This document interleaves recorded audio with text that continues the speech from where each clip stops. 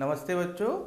आज हम कक्षा 10वीं के अंतर्गत संचयन पुस्तिका से पाठ पढ़ने वाले हैं और उस पाठ का नाम है हरियर काका और इस पाठ के लेखक है बच्चों मिथिलेश्वर। तो देखिए हरियर काका पाठ के बारे में हम जानकारी लेने वाले हैं और इस पाठ के लेखक कौन है? मिथिलेश्वर। तो बच्चों मैं और एक जानकारी आपको देना चाहता हूँ। इस संचयन भाग से मतलब हमारी दो किताबें हैं, एक स्पर्श है और दूसरी ये संचयन, जिसे हम नॉन डिटेल भी कह सकते हैं अंग्रेजी में, ठीक है ना, या सप्लीमेंट्री भी कह सकते हैं। तो इस सप्लीमेंट्री भाग में, ठीक है, इस सप्लीमेंट्री पार्ट में हमें टोटली 3 लेसन है। How many lessons? 3 लेसन है। 3 लेसनों में पहला लेसन का नाम हमारा हरियर काका है। इसके बाद जो बाकी के 2 लेसन है, ये पाठ समाप्त होने के बाद हम जानकारी लेंगे।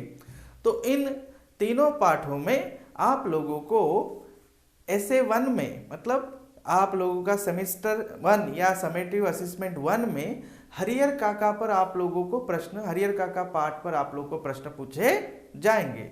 तो आप लोगों के मन में ये शंका होगी कि इस संचयन भाग के कितने अंक होंगे? तो 5 अंक होता है। कितने अंक होंगे? 5 मार्क्स के लिए क्वेश्चन दिया जाता है। तो 2 क्वेश्चन दिए जाएंगे, दोनों में से कोई एक, मतलब वहां पर आप लोग को चूज करने के लिए एक तरह से चॉइस होगा। तो 2 प्रश्न दिए जाएंगे, 2 क्वेश्चंस और राइट एनी 1 आंसर। तो दोनों में से किसी एक को चुनना है। तो 5 मार्क्स के लिए होता है। तो हमारे पूरे 3 लेसनों को पढ़ने से आप लोग को 5 मार्क्स मिलेंगे। बहुत ही अच्छे पाठ है हमारे। तो इस हरियर काका की आज हम शुरुआत करने वाले हैं, पाठ हरियर काका, और इसके लेखक कौन है? मिथिलेश्वर। तो ध्यान दीजिए, मिथिलेश्वर का पहले परिचय मैं आप लोगों को बताऊंगा, परिचय के बाद हम लोग आगे बढ़ेंगे, ठीक है। तो मिथिलेश्वर का जन्म 31 दिसंबर 1950 को बिहार के भोजपुर जिले के वैसाडीह गांव में हुआ था। इन्होंने हिंदी में एमए और पीएचडी करने के उपरांत व्यवसाय के रूप में अध्यापन कार्य को चुना। तो देखो बच्चों, हमारे इस मिथिलेश्वर का जन्म कहाँ पर हुआ है? एक तरह से बिहार के भोजपुर जिले में हुआ है। और कब हुआ है? 31 दिसंबर 1950 को, ठीक है। और इन्होंने हिंदी में एमए क्या किया? एक तरह से हिंदी में एमए किया है और पीएचडी करने के बाद व्यवसाय के रूप में मतलब प्रोफेशन के रूप में इन्होंने एक तरह से अध्यापन का कार्य चुना। अध्यापन मतलब टीचिंग का जो एक तरह से प्रोफेशन इन्होंने चुना। इन दिनों आरा के विश्वविद्यालय में रीडर के पद पर कार्यरत है, ठीक है ना। तो आरा विश्वविद्यालय, यूनिवर्सिटी ऑफ आरा में एक रीडर के पोस्ट पर जो है ये काम कर रहे हैं हमारे मिथिलेश्वर। अब मिथिलेश्वर की कहानियों की मतलब मेन जो इनके कहानियों का मेन थीम क्या है, ये किस बेस को मतलब समाज या को कहानियों का बेस क्या है वो बता रहे हैं अभी हम। मिथिलेश्वर ने अपनी कहानियों में मतलब इनके स्टोरीज में ग्रामीण जीवन को, ठीक है, अर्बन और रूरल जो लाइफ है उसको बहुत अच्छी तरह से जो है उतारा है अपने कहानियों में। इनकी कहानियां वर्तमान ग्रामीण जीवन के विभिन्न अंतर विरोधों को उद्घाटित करती है, जिनसे पता चलता है कि आज़ादी के बाद ग्रामीण जीवन वास्तव में किस हद तक भयावह और जटिल हो गया है। तो इनके कहानियों में ग्रामीण जीवन के अंतर्गत मतलब रूरल लाइफ या रूरल में रहने वाले जो हमारे जनता है, गांव की जनता, तो उनमें चलने वाले अंतर्गत कॉन्फ्लिक्ट क्या है, वहाँ पर आने वाली परेशानियाँ क्या है, आज़ादी के बाद भी आफ्टर इंडिपेंडेंस के बाद उनकी हालत, ओके ना, वे किस पोजीशन में हैं, इन सब के बारे में ये बहुत अच्छी तरह से जो है अपनी कहानियों में लिखते हैं। बदलाव के नाम पर हुआ यह है कि आम लोगों के शोषण के तरीके बदल गए हैं। मतलब अभी हम कहते हैं कि चेंजेस हुआ है, लेकिन फिर भी गांव के लोगों के साथ आज भी अन्याय हो रहा है। इनकी बातें इनकी कहानियों में हमें मिलती है बच्चों। तो मिथिलेश्वर की कहानियों का मुख्य विषय ध्यान रखिए ग्रामीण जीवन पर, मतलब रूरल लाइफ और रूरल लोगों पर जो है ये अधिक कहानियां इन्होंने लिखी है, ठीक है। तो मिथिलेश्वर के बारे में आपको पता चला। अब हम इनकी ये कहानी, कौन सी कहानी? एक तरह से हरियर काका। हरिहर काका, इस पाठ के लेखक कौन पता चले आपको, एक तरह से मिथिलेश्वर है। तो हरिहर काका पाठ पर जाने से पहले मैं बताना चाहूँगा कि हमें किसका आदर करना चाहिए, हमारे बराबर वालों का या हमारे हमसे छोटे वालों का या जो है हमसे बड़ों का। तो आपका उत्तर होगा कि सर कि सबसे बड़े जो होते हैं घर में या बाहर, उनका हमें आदर रिस्पेक्ट करना जरूरी है या नहीं। तो देखिए हमारी भारतीय संस्कृति में, इंडियन कल्चर में जो है एक तरह से दो तरह के हमें फैमिलीज मिलते हैं, एक जॉइंट फैमिली और दूसरा जो है क्या है, न्यूक्लियर फैमिली। न्यूक्लियर फैमिली का आजकल मतलब मॉडर्न, हम लोग जो है एक तरह से मॉडर्न होते जा रहे हैं, हमारा भारत का विकास होते जा रहा है, तो इसलिए न्यूक्लियर फैमिली जल्दी जल्दी से जो है डेवलप हो रहे हैं। लेकिन आपको यदि पूछा जाए तो गाँव में आज भी जो है क्या है, जॉइंट फैमिली बहुत अधिक दिखाई देते हैं। तो जॉइंट फैमिली में आप लोग जानते हैं कि माता पिता, उनके बच्चे, बच्चों के बच्चे सब मिलजुल कर एकत्रित रहते हैं, मतलब इकट्ठा सब लोग जो है मिलजुल कर रहते हैं। तो ये हरिहर काका भी एक जॉइंट फैमिली की कहानी है, ध्यान रखिए, ठीक है ना। जॉइंट फैमिली की संयुक्त परिवार की कहानी है। लेकिन इस संयुक्त परिवार में जो अपने ही पैसों के लिए किस तरह से दुश्मन बन जाते हैं, जमीन जायदाद के लिए, प्रॉपर्टी के लिए, ठीक है ना, मनी के लिए, अपने ही खुद के लोग, ठीक है ना, अपने ही रिलेटिव के लोग, अपने ही भाई बहन कैसे जो है एनिमी हो जाते हैं। और उस सिचुएशन से बाहर निकलने वाला एक व्यक्ति कौन है, वो हरिहर काका। उन्होंने किस तरह से कौन कौन सी समस्याओं का, which problem he faced in his life, हाँ, इन सब के बारे में ये कहानी हमें जानकारी देते हैं। तो कहानी पढ़ने के बाद हमारे मन में ये प्रश्न आता है, क्या हमें बड़ों को या बूढ़ों को हमें किस प्रकार से जो है उनका आदर करना चाहिए, उनके साथ किस तरह से व्यवहार करना चाहिए, बिहेव करना चाहिए, इन सब के बारे में हमें इस पाठ के द्वारा, इस लेसन के द्वारा जानकारी मिलने वाली है बच्चों। तो यह लेसन एक तरह से नैतिकता की दृष्टि से भी, मोरालिटी की दृष्टि से भी हमारे लिए बहुत आवश्यक पाठ है। तो बच्चों हम सीधे पाठ पर आते हैं। पुस्तकें आपके पास है, पुस्तक में, टेक्स्ट बुक में पेज नंबर 1 और पाठ का नाम क्या दिया गया है, हरिहर काका।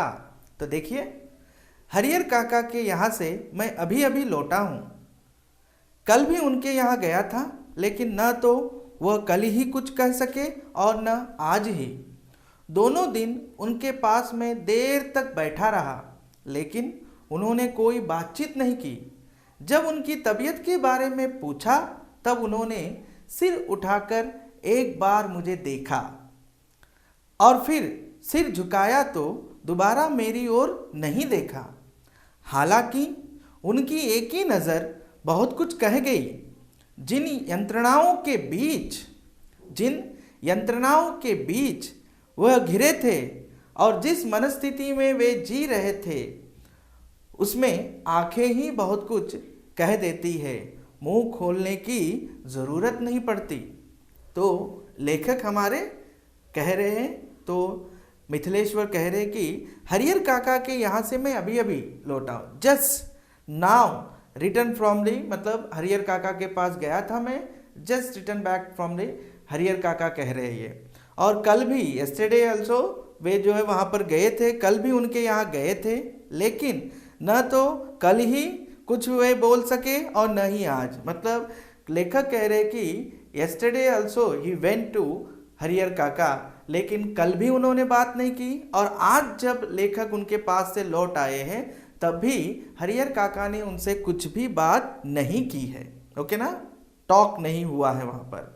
2 दिन उनके पास में देर तक बैठा रहा। तो लेखक कह रहे हैं कि 2 दिन, 2 days, देर तक, लॉन्ग टाइम, बिसाइड सिट, मतलब मैं उनके साथ बैठा रहा, लेकिन उन्होंने कोई बातचीत नहीं की। ठीक है ना, किसी तरह का टॉकिंग उनसे मेरा हुआ ही नहीं। ठीक है ना।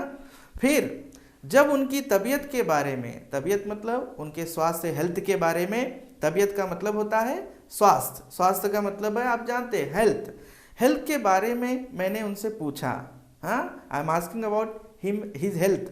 तो तब उन्होंने सिर उठाकर, अपना सिर उठाकर, सिर मतलब जो है टेक अ हेड, ठीक है ना, अब कर लिया उन्होंने, अब करके सिर्फ एक बार मुझे देखा, मेरी ओर देखा उन्होंने, फिर सिर झुका लिया, उसके बाद मेरी ओर अगेन नहीं देखा उन्होंने।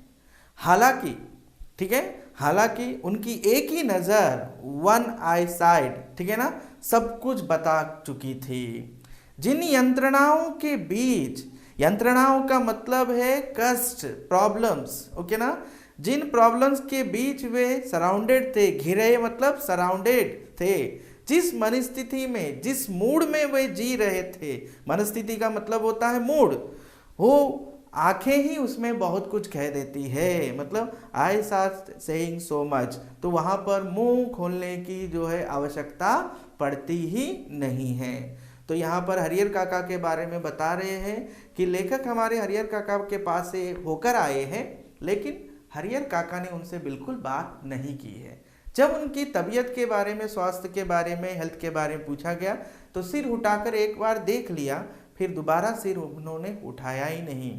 वो यातनाओं के बीच, कष्टों के बीच, प्रॉब्लम के बीच घिरे हुए थे। समझ में आ रही बात? तो उनकी आंखें ही सब कुछ बता रही थी, तो बोलने की वहाँ पर आवश्यकता ही नहीं पड़ती है, कहकर लेखक हमें बता रहे हैं। तो यहाँ तक समझ में आया बच्चों आप लोगों को कि हमारे लेखक कहाँ से लौट कर आए हैं, किसके पास से लौट कर आए हैं? हरिहर काका के पास से लौट कर आए। क्या हरिहर काका ने 2 दिन से उनसे बातचीत की है? 2 डेज से उन्होंने बिल्कुल किसी भी तरह का कोई बातचीत, कोई उनके बीच जो है कन्वर्सेशन हुआ ही नहीं है, ठीक है ना। तो जब उन्होंने पूछा भी तो केवल आंखों से उन्होंने बच्चों उत्तर दे दिया है, जवाब उन्होंने मुंह से नहीं दिया है। और लेखक कह रहे कि उनकी आंखें ही सब कुछ उत्तर दे रही थी, आंसर उनकी आंखें ही दे रही थी, मुंह उनका जो है बिल्कुल आंसर नहीं दे रहा था। क्यों ये ऐसा क्यों? क्योंकि वे बहुत सारे प्रॉब्लम्स से घिरे हुए थे, सराउंडेड थे, और उनका मूड बिल्कुल नहीं था कि वो अपने मुंह से कुछ कह सके। मनस्थिति का मतलब होता है मूड। अब आगे बढ़े। हरिहर काका की जिंदगी से मैं बहुत गहरे जुड़ा। लेखक कह रहे हैं कि मेरा बहुत ही गहरा, डीप अटैचमेंट विद किसके साथ? हरिहर काका के साथ है। अपने गांव में, तो लेखक कह रहे हैं कि मेरे गांव में, इन माय विलेज, ओके, हम अपने गांव में जिन चंद लोगों को, चंद का मतलब फ्यू पीपल्स को मैं जो जानता हूं, जिनको मैं सम्मान देता हूं, रेस्पेक्ट देता हूं, उनमें वन ऑफ दी कौन है? हरिहर काका भी एक है। उनमें कौन है बच्चों? हरिहर काका भी एक है, कह रहे हैं, ठीक है ना। तो हरिहर काका की जिंदगी से लेखक का बहुत ही डीप अटैचमेंट है, ये बता रहे हैं। दूसरी बात वो क्या बता रहे बच्चों कि उनके गांव में, इन हिज विलेज, जिन चंद लोगों को, जिन फ्यू पर्सन्स को वो रिस्पेक्ट देते हैं, उनमें हरिहर काका भी one of the important person है, कह रहे हैं। हरिहर काका के प्रति मेरी आसक्ति, आसक्ति का मतलब है एक तरह से लगाव, ठीक है ना, लगाव, अटैचमेंट, ये ध्यान रखिए, इंटरेस्ट, ओके। हरिहर काका के प्रति मेरी आसक्ति के अनेक मतलब सो मेनी व्यावहारिक और जो है एक तरह से वैचारिक कारण है, प्रैक्टिकल और आइडियोलॉजिकल जो है रीजंस है, बता रहे हैं। तो अभी लेखक ने हमें क्या बताया बच्चों कि लेखक कह रहे हैं कि हरिहर काका की जिंदगी से, जिंदगी मतलब लाइफ से, इनका गहरा संबंध है ना। उसके साथ साथ कह रहे हैं कि गांव में जिन फ्यू पीपल्स को वो जानते हैं, जिन्हें वे रेस्पेक्ट देते हैं, उनमें से हरिहर काका भी एक है। और हरिहर काका के साथ इनका जो लगाव, इनका जो डीप अटैचमेंट है, उसके इन्होंने अनेक सो मेनी रीजंस बताए हैं। वो रीजन कौन कौन से हैं? प्रैक्टिकल रीजंस है, आइडियोलॉजिकल रीजंस भी है, और उनमें प्रमुख 2 है, बता रहे हैं। उनमें प्रमुख 2 कारण हैं। मेनली देयर इज 2 रीजंस कि उनके साथ अटैचमेंट क्यों हुआ। फर्स्ट रीजन है, एक तो यह कि हरिहर काका मेरे पड़ोस में रहते हैं, है ना। हरिहर काका इनके नेबर है, इधर के नेबरहुड है, ध्यान रखिए, नेबरहुड है। और दूसरा कारण यह कि मेरी माँ बताती है, ठीक है ना, लेखक की माँ, ओके, लेखक की, ऑथर की मॉम इनको बताती है, ठीक है ना, बताती है हरिहर काका बचपन में मुझे बहुत दुलार करते थे। तो लेखक की माँ लेखक को बताया था, लेखक को, कि बचपन में, इनके चाइल्डहुड में हरिहर काका हमारे मिथिलेश्वर से बहुत दुलार, दुलार का मतलब क्या होता है बच्चों, प्रेम करते थे, लव करते थे एक तरह से, मतलब बहुत ही एक तरह से इंटरेस्ट ज़्यादा दिखाते थे हमारे लेखक पर। अपने कंधों पर, शोल्डर्स पर बिठाकर, ठीक है ना, उन्हें घुमाया करते थे। लेखक जब छोटे थे तो उनको अपने कंधे पर बिठाकर जो है वो उनको बिठाया, घुमाया करते थे, ठीक है ना, एक तरह से। फिर एक पिता, वन फादर, अपने बच्चे को जितना प्यार करता है, ठीक है ना, एक फादर अपने बच्चे को, अपने चाइल्ड को, अपने सन को या अपने बच्चों को जितना प्यार करता है, उससे कहीं ज्यादा प्यार हरिहर काका, मोर देन दैट, ओके ना, इससे कहीं ज्यादा का मतलब है मोर देन दैट, हरिहर काका मुझसे करते थे कहकर मिथिलेश्वर लिख रहे हैं, ठीक है। और जब मैं सयाना हुआ, सयाना मतलब ग्रोन अप हुआ, मैं बड़ा हुआ, जब मैं सयाना हुआ तब मेरी पहली दोस्ती, माय फर्स्ट फ्रेंडशिप किसके साथ हुई है, हरिहर काका के साथ ही हुई थी।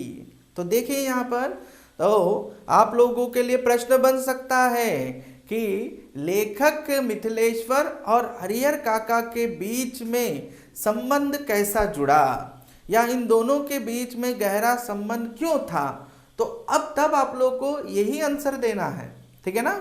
तो यहाँ पर ध्यान दीजिए, जब लेखक हमारे थोड़े से बड़े हुए, सयाने हुए, ग्रोन अप हुए, तब लेखक की पहली फ्रेंडशिप भी किसके साथ हुई है बच्चों, हरिहर काका के साथ हुई है। हरिहर काका ने भी जैसे मुझसे दोस्ती के लिए ही इतनी उम्र तक प्रतीक्षा की थी। तो देखिए लेखक का यह वाक्य हमें ये बताता है कि हरिहर काका के कोई दोस्त नहीं थे, लेकिन हरिहर काका ने भी मेरे बड़े होने तक, मतलब मिथिलेश्वर के जो है लेखक के बड़े होने तक, ग्रोन अप होने तक जो है वेट किया, ठीक है ना, और उस उम्र तक जो है वेट किया, तब उन्होंने जो है इनके साथ दोस्ती की, किनके साथ, एक तरह से मिथिलेश्वर के साथ। ध्यान रखिए, माँ बताती है कि, तो लेखक हमें आगे बता रहे हैं कि माँ बताती है कि मुझसे पहले गांव में किसी अन्य से उनकी इतनी गहरी दोस्ती नहीं हुई थी। तो लेखक मॉम टेल, मतलब बताया उन्होंने कि तुमसे पहले, मतलब मिथिलेश्वर से पहले हरिहर काका ने गांव के अन्य मतलब दूसरे, अनदर किसी से भी इतना डीप फ्रेंडशिप नहीं किया। तुम ही हो जिनसे वे जो है बहुत ही डीप फ्रेंडशिप रखते हैं और तुम्हें उतना जो है वो चाहते हैं, प्यार करते हैं, तुम ही हो, ऐसे कहकर जो है माँ ने, किनके माँ ने, मिथिलेश्वर लेखक की माँ ने जो है लेखक को बताया था। तो देखिए वह मुझसे कुछ भी नहीं छिपाते थे। तो दोस्त किसी से कुछ छिपाते हैं क्या, हमारे दोस्त भी हमसे जो सारी बातें शेयर करते हैं। उसी तरह से हरिहर काका और हमारे मिथिलेश्वर दोनों दोस्त थे। एज में डिफरेंस था, ध्यान रखिए, एज में डिफरेंस था, लेकिन दोनों में बहुत ही डीप फ्रेंडशिप होने के कारण वहां पर हरिहर काका हमारे लेखक से कुछ भी हाइड नहीं रखते थे, कुछ भी हाइड मतलब छिपाते नहीं थे, ठीक है। खूब खुलकर बातें करते थे, वेरी क्लोजली, ओके ना, ओपनली, क्लोजली एंड ओपनली सारी बातें जो है बताते थे। लेकिन फिलहाल, बट नाउ, ओके, मुझसे भी कुछ कहना उन्होंने बंद कर दिया है, कहना, बोलना, ठीक है ना, टॉक करना बंद कर दिया है, स्टॉप कर दिया है। उनकी इस स्थिति ने मुझे चिंतित कर दिया। आई एम वेरी, मतलब कंसर्ड, मतलब कंसर्ड, चिंतित हूँ उनके इस पोजीशन से, उनकी स्थिति से, कि वो क्यों मुझसे बात नहीं कर रहे हैं, क्यों मुझसे खुलकर अपनी परेशानी, अपनी चिंता, अपना जो है प्रॉब्लम जो भी है वो मुझसे क्यों शेयर नहीं कर पा रहे। मैं इसलिए जो है वेरी कंसर्न हूँ उनके लिए, कह रहे हैं हमारे लेखक। तो बच्चों आगे बढ़े हम। तो देखिए हमारे मिथिलेश्वर हरिहर काका के बारे में, हरिहर काका की बात बताते हुए वो अपनी चिंता रख रहे हैं कि हरिहर काका मुझसे बात नहीं कर रहे हैं, क्यों? क्योंकि हरिहर काका बचपन से इनके बहुत अच्छे मित्र थे, फ्रेंड थे, ठीक है ना। अपनी दिल की सारी बातें, दिल की सारी परेशानियां, अपनी मन की सारी बातें जो है इनसे हमेशा शेयर करते थे। और अब जब वह उनसे मिलने आए थे, 2 दिन से मिलने जा रहे हो, लेकिन 2 दिन से उन्होंने हमारे लेखक से किसी तरह की कोई बातचीत, टॉकिंग या कन्वर्सेशन दोनों के भी नहीं हुआ है।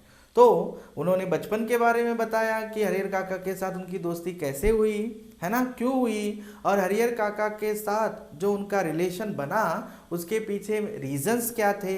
इन सब पर उन्होंने जो है हमारी बात बताई और आगे कह रहे कि देखिए, उनकी इस स्थिति ने मुझे चिंतित कर दिया, ये हमें पता चला, है ना, क्योंकि जिस पोजीशन में वे थे उससे हमारे लेखक बेचारे परेशान हो चुके हैं, ठीक है ना, वे चिंता में हैं, टेंस में हैं। तो यहाँ पर क्या कह रहे हैं कि उदाहरण दे रहे हैं, जैसे कोई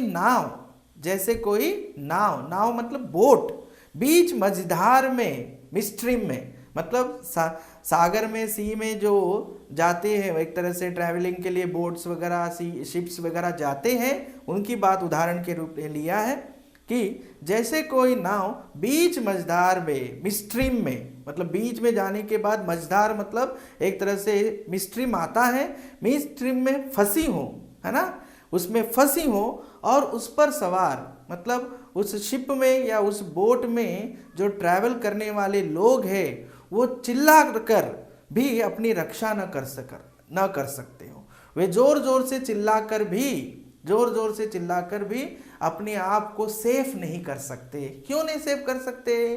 क्योंकि पूरे उस सी में, मतलब उस बोट के, अकेले बोट के अलावा लोनली है, अलोन है, उसके साथ और कोई दूसरे नहीं है, इसलिए वे लोग चिल्लाकर भी वहां पर अपनी खुद की रक्षा, डिफेंस नहीं कर सकते अपने आप को, है ना, क्योंकि उनकी चिल्लाहट, उनकी जो आवाजें हैं, बचाओ बचाओ, हमारी बचाव कीजिए, हमको सेव कीजिए, इस तरह के चिल्लाने की आवाज दूर दूर तक फैले, ओके ना, लॉन्ग जो है स्प्रेड हुए उस सी के बीच उठती लहरों में, उठती गिरती लहरों में, लहरें मतलब जानते हैं आप, सी वेव्स में जो है क्या एक तरह से उठती है और फिर विलीन मतलब जो है कोलैप्स हो जाती है।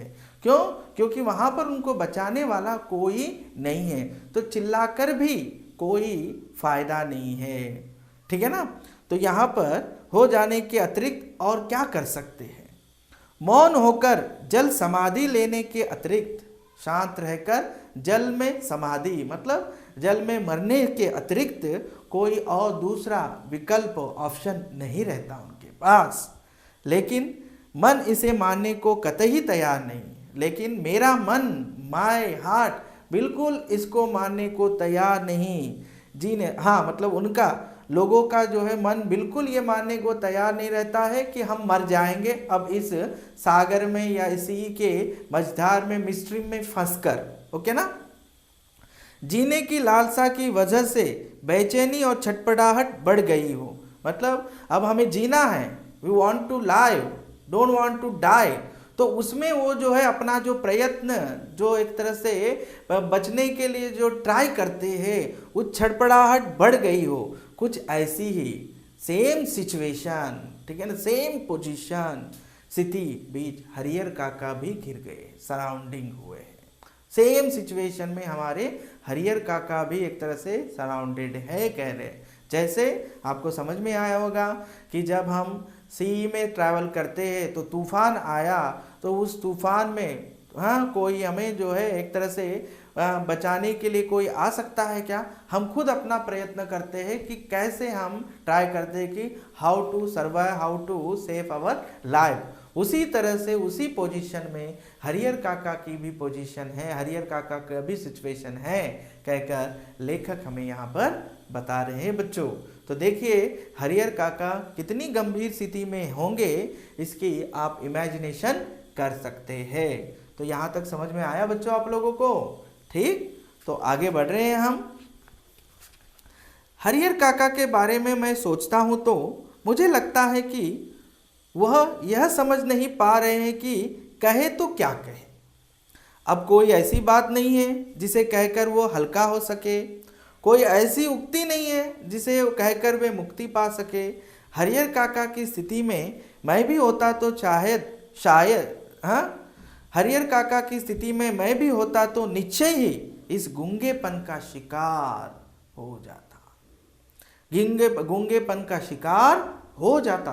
तो देखिए हरिहर मतलब लेखक कह रहे हैं कि हरिहर काका के बारे में मैं सोचता हूँ तो मुझे ऐसा लगता है कि वो यह सोच रहे होंगे कि कहूँ तो क्या कहूँ, बताऊँ तो क्या बताऊँ, कैसे बताऊँ। वन सेंटेंस में तो बताया नहीं जा सकता, वन वर्ड में तो बताया नहीं जा सकता। इसलिए लेखक सोच रहे अगर Harihar if in the place of Harihar काका मैं भी शायद इसी तरह से चुपचाप मौन अपने जो है होठ बंद करके, लिप्स बंद करके, एक तरह से विदाउट एनीथिंग सेइंग, मतलब कुछ भी ना बोलकर शांत ही रहो, गूंगेपन को ही मैं भी धारण कर लूं, ऐसे लेखक कह रहे हैं। तो देखिए हरिहर काका इस स्थिति में कैसे आ फंसे, यह कौन सी स्थिति है, इसके लिए कौन जिम्मेदार है, यह सब बताने से पहले अपने गांव का और खासकर अपने गांव की ठाकुर बाड़ी का संक्षिप्त परिचय मैं आपको देना उचित समझता हूँ, क्योंकि उसके बिना तो यह कहानी अधूरी ही रह जाएगी। तो लेखक क्या बता रहे हैं, देखिए कि हरिहर काका इस स्थिति में कैसे यहाँ फंसे, मतलब how he came in that situation, okay ना, या दिस सिचुएशन हो सकता है, दिस पोजीशन में हो सकता है, यह कौन सी स्थिति, विच टाइप ऑफ जो है वो स्थिति क्या है, पोजीशन क्या है, उसी तरह से जो है इसके लिए कौन जिम्मेदार है, मतलब हरिहर काका की इस स्थिति या इस पोजीशन के पीछे who are the responsible persons, okay. यह सब बताने से पहले टोटली इसकी क्लैरिटी देने से पहले लेखक बता रहे हैं कि मैं अपने गांव का और खास करके अपने गांव की, है ना, मैं अपने गांव के मतलब वो विलेज के बारे में बताना चाहते हैं, और स्पेशली जो है वो ठाकुर बाड़ी के बारे में बताना चाहते हैं। तो बच्चों यहाँ पर नया शब्द आया ठाकुर बाड़ी। तो ठाकुर बाड़ी का मतलब है एक तरह से देवस्थान, देवस्थान मतलब मंदिर का स्थान, मंदिर का एरिया, मतलब टेम्पल एरिया, जो टेम्पल एरिया होता है उसे यहाँ पर ठाकुर बाड़ी का नाम दिया गया है, जिसे हम मंदिर का इलाका या मंदिर के आसपास की पूरी जगह को पूरा मिलाकर हम क्या कहेंगे, ठाकुर बाड़ी कहेंगे। तो लेखक देखिए हरिहर काका की यह स्थिति कैसी हुई, वो इस मूड में क्यों चले गए, वो परेशानी में क्यों है, क्या इसकी वजह है, क्या इसके लिए कौन कौन रिस्पॉन्सिबल है, ये सब बताने से पहले, इनका इन्फॉर्मेशन देने से पहले लेखक हमें जो है किसके बारे में जानकारी देना चाह रहे हैं, अपने गांव और स्पेशली किसके बारे में, ठाकुर बाड़ी के बारे में हमें जानकारी देना चाह रहे हैं। तो ठाकुर बाड़ी का मतलब समझ में आया ना बच्चों, कि ठाकुर बाड़ी का मतलब होता है कि टेम्पल एरिया एक तरह से, हाँ बच्चों, और उसे हम मंदिर का इलाका भी कह सकते हैं, मंदिर के आसपास या मंदिर और मंदिर के आसपास की जो जगह होती है उसे ही हम जो है क्या कहेंगे बच्चों, ठाकुर बाड़ी कहते हैं। तो ठाकुर बाड़ी के बारे में बताना चाहते हैं, उनका ब्रीफ जो है इंफॉर्मेशन हमें देना चाहते हैं, क्योंकि इसके बिना, इस ठाकुर बाड़ी के बिना, जिस ठाकुर बाड़ी के बारे में अभी लेखक हमें बताना जा रहे हैं, उसके बिना यह स्टोरी जो है पूरी कंप्लीट नहीं होती है कहकर बता रहे हैं। तो आगे बढ़ रहे हैं बच्चों, हम देखिए लेखक अपने गांव के बारे में विशेष करके जो है किसके बारे में, ठाकुर बाड़ी के बारे में बताना चाह रहे हैं। तो देखो नेक्स्ट पैसेज हम पढ़ रहे हैं, मेरा गांव कस्बाई शहर आरा से 40 किलोमीटर की दूरी पर है। तो लेखक बता रहे हैं कि उनका गांव कस्बाई मतलब मेन एक तरह से हम कह सकते हैं कि अर्बन सिटी आरा एक शहर है से 40 किलोमीटर की दूरी पर है, 40 किलोमीटर की दूरी पर डिस्टेंस पर है। हसन बाजार बस स्टैंड के पास, किसके पास, हसन बाजार बस स्टॉप के पास।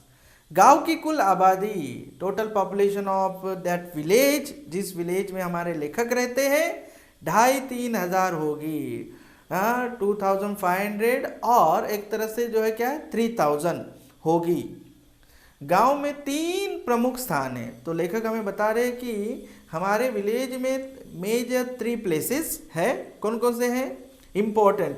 ओके, गांव के पश्चिम किनारे का, पश्चिम मतलब वेस्टर्न साइड का, गांव के वेस्टर्न साइड का बड़ा सा तालाब, वेरी बिग लेक, और गांव के मध्य स्थित, गांव के जो है मध्य, मिडिल ऑफ विलेज स्थित बरगद का, बानियन ट्री, बरगद का पुराना वृक्ष, ओल्ड ट्री, और गांव के पूरब में, ईस्ट साइड में, गांव के पूरब में ईस्ट साइड में ठाकुर जी का विशाल मंदिर। ठाकुर जी जानते कौन है? श्री कृष्ण। ठाकुर का मतलब होता है श्री कृष्ण जी का विशाल मंदिर, बहुत बिग जो है टेम्पल, जिसे गांव के लोग किस नाम से पुकारते हैं? व्हाट दे कॉल्ड एज, क्या कह रहे हैं? ठाकुर बाड़ी कहते हैं। विलेजर्स इस जगह को वो क्या, किस नाम से बुलाते हैं? ठाकुर बाड़ी के नाम से बुलाते हैं। अब तो आपको पता चला होगा कि लेखक के गांव की मुख्य कितने जो है प्लेसेस के बारे में बताया है उन्होंने? 3 प्लेसेस के बारे में बताया है। वेस्टर्न साइड में एक बड़ा सा जो है तालाब, और जो है फिर गांव के मिडिल में क्या है, एक तरह से पुराना बानियन ट्री, जो बहुत पुराना वृक्ष है, वो पेड़ है। उसके बाद इस साइड में उन्होंने बताया कि ठाकुर जी का बहुत बड़ा मंदिर, ठाकुर जी मतलब श्री कृष्ण, भगवान श्री कृष्ण का जो है बहुत बड़ा मंदिर, जिसे गांव के लोग ठाकुर बाड़ी के नाम से बुलाते हैं। मतलब उसे कृष्ण जी का मंदिर या ठाकुर जी का मंदिर नहीं कहते, वे लोग किस नाम से बुलाते हैं? ठाकुर बाड़ी के नाम से बुलाते हैं बच्चों। तो देखिए अभी आगे, गांव में इस ठाकुर बाड़ी की स्थापना, एस्टैब्लिशमेंट ऑफ दिस ठाकुर बाड़ी, ठीक है ना, इन विलेज में कब हुई? व्हेन इसके बारे में कोई पता नहीं है। इसकी ठीक जानकारी किसी को भी नहीं है। नो वन कैन नो, मतलब किसी को भी नो, मतलब गांव के जो भी जितने भी पर्सन्स है, पीपल है, किसी को भी ये पता नहीं था, ठीक है ना, कि हमारे इस ठाकुर बाड़ी का एस्टैब्लिशमेंट कब हुआ। ठीक है, इस संबंध में गांव में जो कहानी प्रचलित है, तो इसके बारे में, with relate of this Thakur बाड़ी के बारे में एक कहानी प्रचलित है, वेरी पॉपुलर स्टोरी है। ठीक है, यह कि वर्षों पहले, लॉन्ग ईयर बैक, जब यह गांव पूरी तरह से बसा हुआ नहीं था, पूरी तरह से डेवलप नहीं हुआ था, पूरी तरह से जो है यहाँ पर गांव नहीं बना हुआ था, तब कहीं से, where from don't know anyone, कहीं से एक संत आकर इस स्थान पर, मतलब जहाँ पर अभी ठाकुर बाड़ी है, उस जगह पर, उस प्लेस पे एक झोपड़ी, एक हट जिसे कह सकते हैं हम, हट बना लिया उन्होंने, बनाकर रहने लगे थे।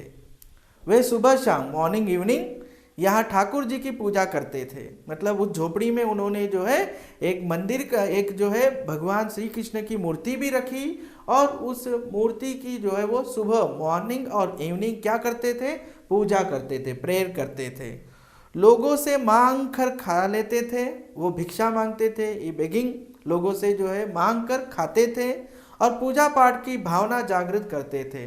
लोगों के मन में भी जो है क्या है, वो गॉड के प्रति प्रेयर, ओके ना, आदि जो फीलिंग्स को, गुड जो एक तरह से हम कहते हैं स्पिरिचुअल फीलिंग्स को जो है वो पैदा करते थे, अवेयरनेस लाना चाहते थे। बाद में आफ्टर दैट, कुछ दिनों के बाद, आफ्टर फ्यू मतलब दिनों के बाद, लोगों ने चंदा करके, चंदा मतलब फंड्स इकट्ठा करके यहाँ ठाकुर जी का, मतलब श्री कृष्ण जी का एक छोटा सा मंदिर बनवा दिया। छोटा सा क्या बनवा दिया? टेम्पल का निर्माण बनवा लिया। फिर जैसे जैसे गांव में मनौती मनाते, जैसे जैसे गांव बसता गया और आबादी बढ़ती गई, मंदिर के कलेवर में भी विस्तार होते गया। मतलब धीरे धीरे जैसे जैसे गांव का डेवलपमेंट होते गया, वैसे वैसे ही इस मंदिर का भी जो है विस्तार, मतलब एक तरह से जो है हम क्या कहते हैं, डेवलपमेंट होते गया। और लोग ठाकुर जी को मनौती मनाते कि, मनौती मतलब विश, अपनी विश लेकर आते हैं। हम मंदिर क्यों जाते हैं? मंदिर जाकर हम जो है भगवान से प्रार्थना करते हैं कि मुझे ये चाहिए, वो चाहिए। This is all called as a मनौती, मतलब अपने मन के विशेष। तो मनौती मनाते कि पुत्र हो, मुकदमे में विजयी हो, मतलब कोई केस जीत जाए, लड़की की शादी हो जाए, है ना, गर्ल की या गर्ल चाइल्ड, एक तरह से गर्ल की जो है क्या मैरिज हो जाए, अच्छे घर में तय हो जाए, वो लड़के को नौकरी मिल जाए, मतलब कोई व्यक्ति आकर जो है अपने मेरे बेटे को जो है नौकरी मिल जाए, जॉब मिल जाए। फिर इसमें जिनको सफलता मिलती थी तो इस तरह के विशेष जो लेकर मंदिर में आते थे, तो जिनको सक्सेस मिलता था, मतलब जिनकी मनोकामनाएं मन के विशेष पूरी हो जाती थी, वे लोग खुशी में, ओके ना, हैप्पीली ठाकुर जी पर रुपये मतलब जो है जानते हैं पैसा, ठीक है ना, मनी, जेवर मतलब ऑर्नामेंट्स, गोल्ड ऑर्नामेंट्स, ओके, अनाज मतलब सारे पर्ल्स वगैरह जो है भोजन की जो सामग्री होती है हमारे, वो सारे चढ़ाते थे, मतलब भगवान पर समर्पित करते थे, भगवान के चरणों पर वो जो है पूरी तरह से अर्पित कर देते थे। अधिक खुशी होती, मोर हैप्पी हो गए, तो ठाकुर जी के नाम पर, मतलब उस ठाकुर बाड़ी के नाम पर अपने खेत का, अपने फील्ड का, ठीक है ना, क्योंकि गांव में कौन रहता है बच्चों, गांव में अधिक से अधिक जो है किसान, ठीक है ना, फार्मर्स रहते हैं, तो फार्मर्स की पास क्या होती है, जमीन होती है, खेत होते, तो खेत का एक टुकड़ा मतलब छोटा सा भाग, संपाट, ओके ना, संपाट ठाकुर बाड़ी के नाम जो है लिख देते थे, ठीक है ना। ठाकुर बाड़ी के नाम लिख देने का मतलब है वे लोग ठाकुर बाड़ी को वह भाग या टुकड़ा जो है क्या है, समर्पित कर देते थे। तो यह परंपरा आज तक जारी है, दिस ट्रेडिशन आज भी, मतलब वो जो ट्रेडिशन उस समय दैट टाइम जो ट्रेडिशन चलते आया था, नाउ प्रेजेंट डे में भी जो है वही ट्रेडिशन जो है कंटिन्यू हो रहा है। अधिकांश लोगों को विश्वास है कि most of the people believe in that, okay ना, कि उन्हें अच्छी फसल होती है तो ठाकुर जी की कृपा से। फसल मतलब जानते हैं, क्राफ्ट जो भी आते हैं, नए नए क्राफ्ट, है ना, हर 6 मंथ्स को या 1 ईयर को जो क्राफ्ट निकलते हैं, तो जो भी अच्छी क्राफ्ट, गुड क्राफ्ट निकलती है, वह ठाकुर जी के, मतलब भगवान की जो एक तरह से कृपा से होती है कहकर मुकदमे में उनकी जीत जो होती है, जो भी केसेस होते हैं प्रॉब्लमेटिक केस, तो उन केसों में जो उनको सक्सेस मिलता है वो भी भगवान के कारण हुआ है, विद गॉड हुआ है कहकर वो सोचते हैं। लड़की की शादी इसलिए जल्दी तय हो गई, ओके ना, लड़की की शादी इसलिए जल्दी तय हो गई क्योंकि ठाकुर जी को मनोती विश हमने मांगा था। लोगों के इस विश्वास का ही यह परिणाम है कि लोगों के इसी बिलीवनेस का यह एक तरह से परिणाम मतलब रिजल्ट है कि गांव की अन्य चीजों की तुलना में, गांव के अदर, ठीक है ना, अदर फील्ड्स की तुलना में ठाकुर बाड़ी का विकास, ठाकुर बाड़ी का डेवलपमेंट 1000 गुना अधिक हुआ। मतलब गांव के डेवलपमेंट के लिए स्कूल चाहिए, है ना, सड़क, एक तरह से रोड चाहिए, तरह तरह के अच्छे जो मकानें अच्छी तरह से बननी चाहिए, पीने के लिए हॉस्पिटल्स होने चाहिए, इनका डेवलपमेंट जल्दी जल्दी होना चाहिए। लेकिन इनका विकास न होकर, इन सब का विकास न होकर मंदिर और मंदिर का जो एरिया है जिसे हम ठाकुर बाड़ी कहा, वो 1000 टाइम जो है जल्दी डेवलप हुआ। किस लिए जल्दी हुआ? क्योंकि लोगों के विश्वास था कि हम जो है विश मांगते हैं तो वो तुरंत पूरी हो रही है, इसलिए तुरंत विश पूरी होते ही वो हैप्पीली जो है जो भी अपने पास है वो सब दान कर देते थे भगवान के नाम पर और ठाकुर बाड़ी के नाम पर। इसलिए ठाकुर बाड़ी का जल्दी से जो है डेवलपमेंट हुआ। फिर अब तो यह गांव ठाकुर बाड़ी से ही पहचाना जाता है। तो लेखक कह रहे कि हसन बाजार जो उनके गांव का नाम है, वह गांव अब उस नाम से जाना नहीं जाता। किस नाम से जाना जा रहा है? ठाकुर बाड़ी के नाम से जाना जाता है, पहचाना जाता है, आइडेंटिफाई किया जाता है। यह ठाकुर बाड़ी न सिर्फ मेरे गांव की एक बड़ी और विशाल ठाकुर बाड़ी है, तो लेखक कह रहे this is not only in my, मतलब एक तरह से मतलब मेरे विलेज की ही ये ठाकुर बाड़ी जो है सबसे बड़ी और नहीं है, बल्कि पूरे इलाके में विशाल ठाकुर बाड़ी, बल्कि पूरे इलाके में इसकी जोड़ की दूसरी ठाकुर बाड़ी नहीं है। With the compare of this Thakur बाड़ी, कोई दूसरी जो है दूसरे गांव में इस तरह की दिस टाइप ऑफ बड़ी और विशाल ठाकुर बाड़ी अन्य अनदर दूसरी नहीं है, बता रहे हैं। एक बड़ी और विशाल ठाकुर बाड़ी है, बल्कि पूरे इलाके में इसकी जोड़ दूसरी ठाकुर बाड़ी नहीं है। ठाकुर बाड़ी के नाम पर 20 बीघे खेत है। तो लेखक कह रहे हैं कि 20 बीघा। तो बच्चों हम आगे बढ़ रहे हैं। तो देखिए यहाँ पर ठाकुरबाड़ी के नाम पर 20 बीघे खेत है। खेत मतलब जानते हैं आप लोग, फील्ड है या नहीं। तो देखिए 20 बीघा है, तो यहाँ पर 1.6 बीघा इज इक्वल टू 1 एकड़। तो यहाँ पर अब 20 बीघा अब कितना होगा आप लोग लगा सकते हैं, ठीक है ना। तो 1.6 बीघा इज इक्वल टू कितना हो रहा है, 1 एकड़ है। तो 20 बीघा कितना हो सकता है, तो हाउ मच एकड़ पता चल रहा है आप लोग को। उतनी सारी जमीन किस नाम पर है, किसके नाम पर है, ठाकुरबाड़ी के नाम पर। तो देखिए धार्मिक लोगों की एक समिति बनी है, रिलीजियस पीपल की एक जो है कमिटी बनी हुई है, जो ठाकुरबाड़ी की देखभाल, ठाकुरबाड़ी की देख रेख, मतलब अब जो है सारे काम काज वगैरह, इसमें आने वाले पैसे, इसमें आने वाले जो भी जो आते हैं सारे, उनकी देख रेख करने, अरेंजमेंट्स करने के लिए जो है एक कमिटी बनाई गई है। और संचालन के लिए, उसको चलाने के लिए प्रत्येक 3 साल पर, मतलब एवरी 3 ईयर्स को एक बार जो है एक महंत और एक पुजारी की नियुक्ति होती है। मतलब यहाँ पर ठाकुरबाड़ी का महंत, ठाकुरबाड़ी, तो कमिटी का मेन मेंबर जिसे क्या कहा गया है, महंत, और एक कौन है, पुजारी, एक पुजारी। तो कमिटी का मेन मेंबर या सेक्रेटरी कह सकते हैं आप लोग, ठीक है ना। इसको महंत को सेक्रेटरी भी ले सकते हैं हम लोग।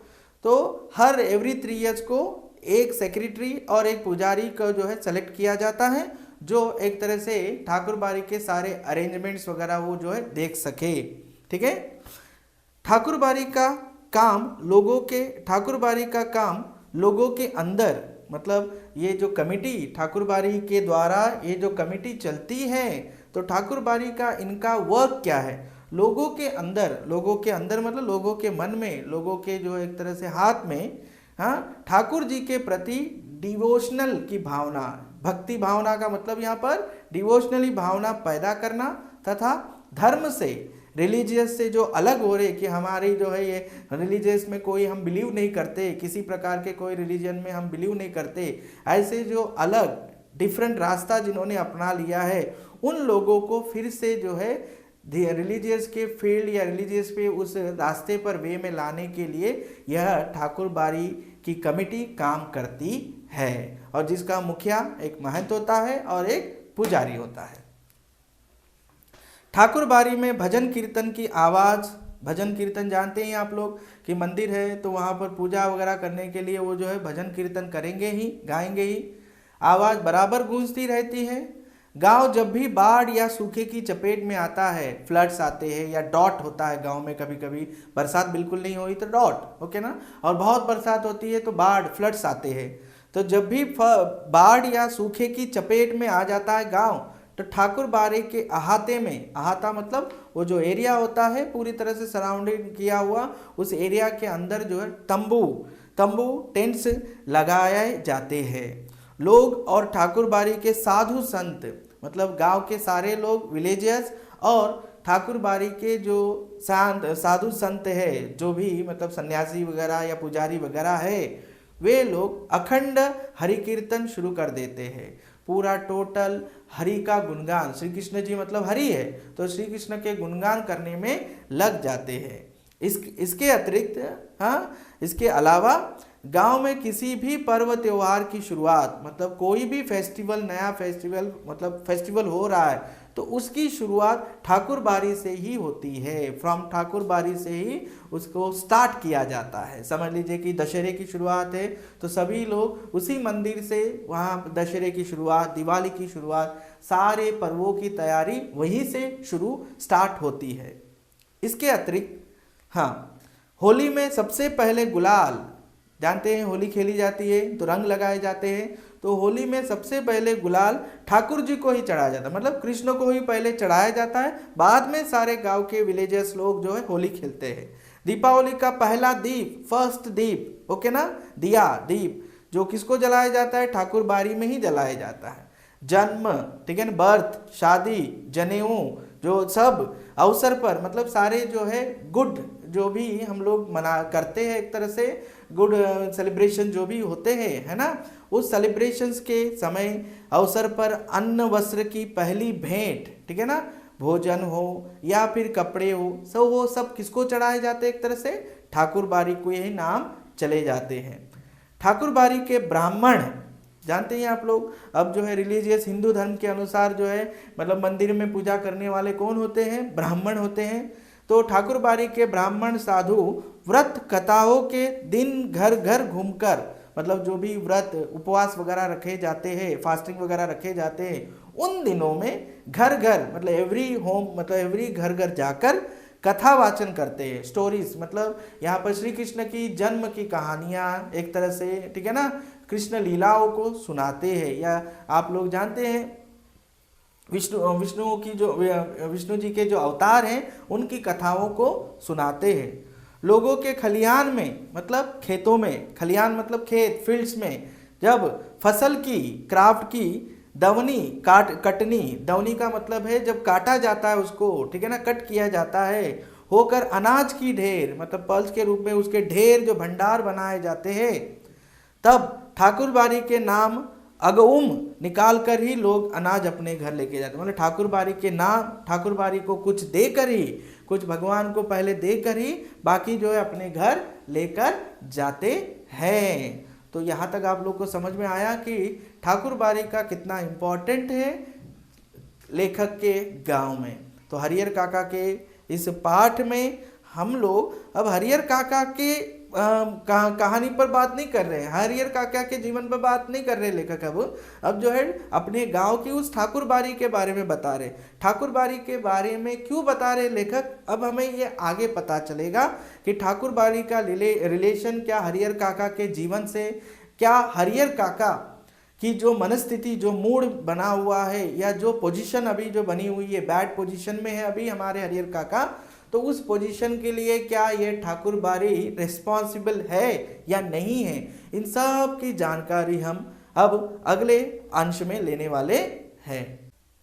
तो बच्चों आगे अब आपको पता चला होगा कि ठाकुर बारी का लेखक के गांव में कितना महत्वपूर्ण स्थान है, इंपॉर्टेंट प्लेस है, क्योंकि सभी लोगों के लिए, गांव के विलेजेस के लिए ठाकुर बारी ही एक ऐसी जगह है जहां पर सभी लोगों की जो भी परेशानियां हैं वो दूर होती है ना।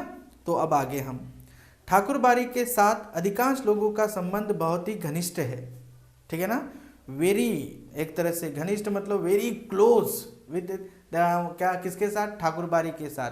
विलेजर्स का जो है वेरी क्लोज रिलेशन है किसके साथ, ठाकुर बारी के साथ। तो है मन और तन दोनों स्तर पर, मतलब वे हार्टली और जो एक तरह से बॉडीली मतलब सोल और एक तरह से जो है हम कह सकते हैं बॉडीली, दोनों तरह से जो है वे गांव के लोग किस पर विश्वास करते हैं, एक तरह से ठाकुर बारी पर विश्वास करते हैं कहकर लेखक बता रहे हैं।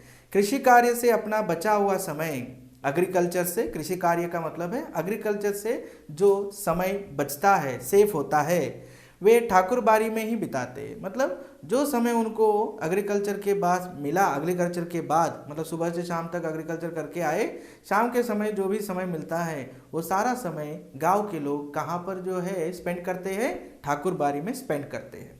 ठाकुर बारी में साधु संतों का प्रवचन मतलब जो स्पीचेस, ओके, सुन और ठाकुर जी का दर्शन कर वे अपना यह जीवन सार्थक मानते हैं।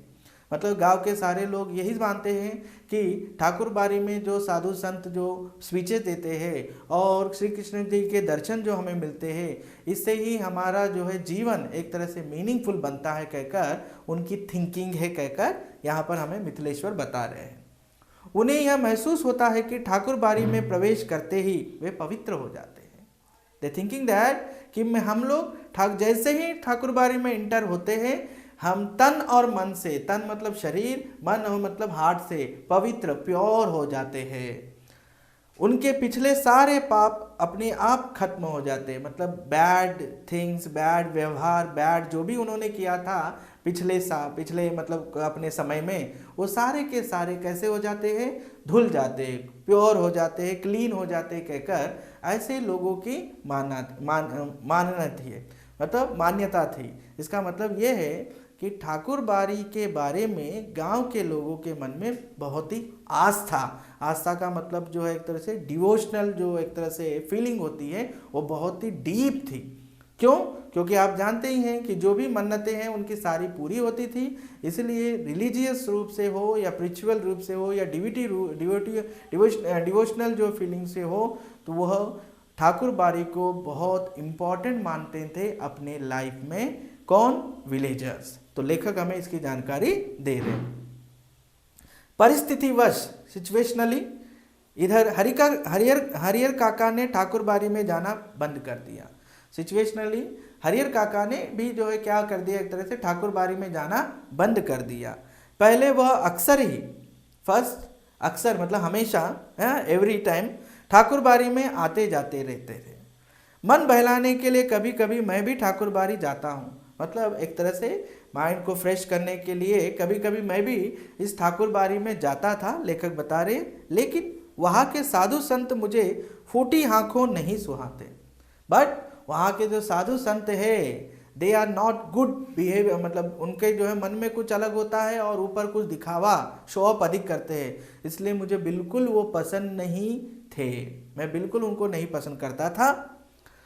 काम धाम करने में उनकी कोई रुचि नहीं थी, मतलब they are not working anything, okay ना। केवल भगवान की जो है प्रार्थना, प्रेइंग करना, ये कोई काम नहीं होता है, लेखक का मानना है, लेखक की थिंकिंग है। ठाकुर जी को भोग लगाने के नाम पर, मतलब जो लोग भी, मतलब जो विलेजर्स ठाकुर बाड़ी को खाने पीने के, मतलब एक तरह से भगवान को चढ़ाने के लिए खाने पीने की जो भी चीज़ें लेकर आते थे, नैवेद्य के रूप में जो भी चढ़ाने के लिए लेकर आते थे, उन सब को, है ना, नाम पर दोनों जन हलवा पूड़ी खाते थे। दोनों जन मतलब पूरे समय सुबह और शाम को जो है हलवा पूरी, हलवा जानते हैं आप लोग, जो सूजी से बनता है, पूरी तो जानते हैं, और खाते हैं और आराम से हैप्पीली जो है वो पड़े रहते, कुछ काम वगैरह नहीं करते।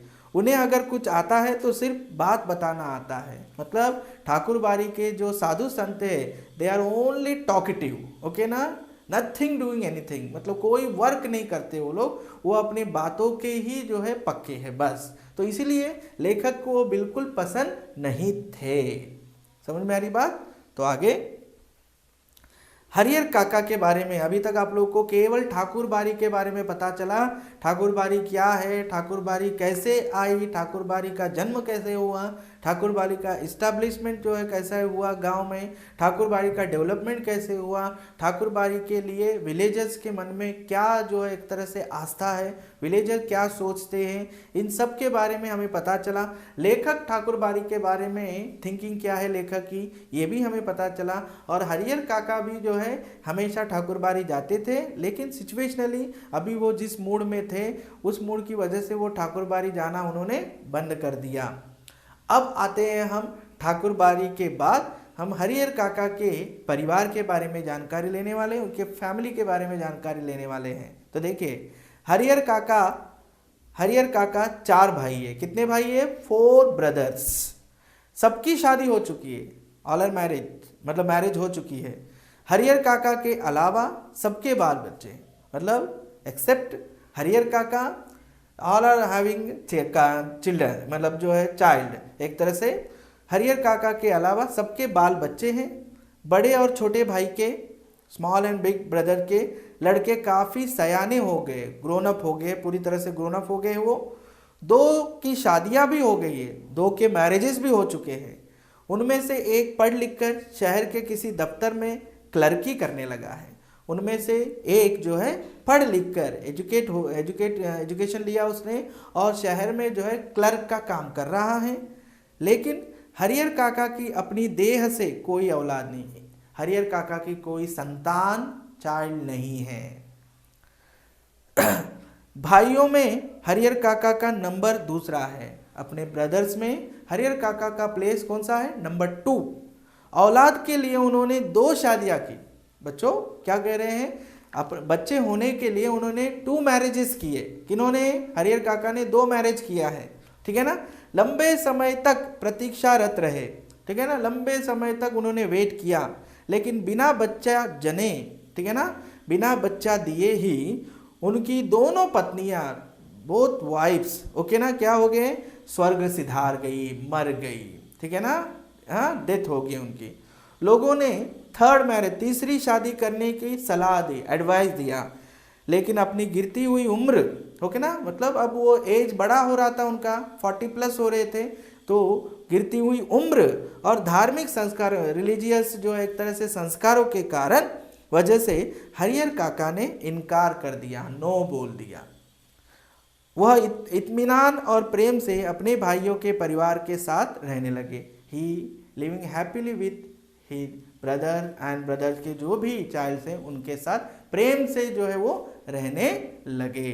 तो इस प्रकार से हमें पता चला कि हरिहर काका के परिवार की जानकारी हमें मिली कि हरिहर काका के कितने भाई थे और कौन कौन थे, हरिहर काका की कितनी शादियां हुई, क्या हरिहर काका के संतान हैं या नहीं है, ये सब हमारी जानकारी अब तक हमको मिथिलेश्वर ने दी है। लेकिन सिचुएशन क्या है, असल सिचुएशन मतलब हरिहर काका की परेशानी क्या है, हरिहर काका को क्या एक तरह से संकट आ पड़ा है, प्रॉब्लम, इसके अभी तक हमें जानकारी नहीं हुई है। अगले अंश में हम इसकी भी जानकारी लेंगे।